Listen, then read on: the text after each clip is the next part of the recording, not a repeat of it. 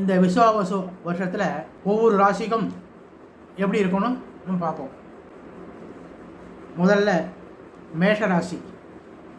மேஷ ராசிக்கு இப்போ குரு பகவான் மிதுன ராசிக்கு போகிறார் இல்லையா, மேஷ ராசிக்கு 3ஆம் இடத்துக்கு குரு பகவான் போகிறார். சனி இப்போ 11ஆம் இடத்துல இருக்கார். ராகு 11க்கு வராரு. கேது 5ஆம் இடத்துக்கு வராரு. ஆக இந்த குரு பகவான் இதுவரை 2ஆம் இடத்துல நல்ல இடத்துல சிறப்பான இடத்துல இருந்துருந்தார். இப்போ 3ஆம் இடம் போகிறார். அது 3ஆம் இடம் பரவாயில்ல, மத்தியமம்.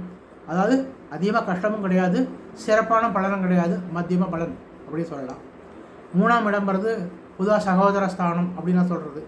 அதனால் வீணா சகோதரர்கள் கூட வீணா சண்டையோ பிரச்சனையோ அதெல்லாம் இல்லாமல் இருக்கிறது தகுந்த மாதிரி அனுசரிச்சிக்க வேண்டியது. மற்றபடி வேறு எதுவும் இல்லை. குரு 3ஆம் இடத்துல வர்றது சுமாராக இருந்தாலும் சனி 11ஆம் இடத்துலேருந்து சிறப்பாக இருக்குது. 11ஆம் இடத்துல சனி சிறப்பான லாபங்கள், பொருளாதார வசதியெலாம் ரொம்ப சிறப்பாக இருக்கும்.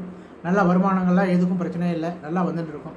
அதனால் இந்த குரு பகவானோட எதுவும் கஷ்டம் தெரியாது. ஏன்னா வருமானம் நிறையா, பொருள் நிறையா வந்துன்றதுனாக்கா நமக்கு கஷ்டத்தில் அதிகமாக தெரியறது போகிறதில்ல, உடைய இதாகிடும்.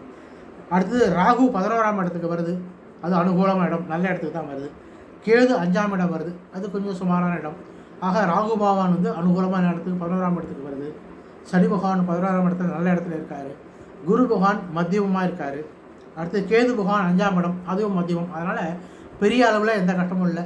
கேது 5ல் இருக்கிறதா என்ன, குழந்தைகள் சம்பந்தமாக ஏதாவது மனசு கவலை ஏதாவது இருக்கும்.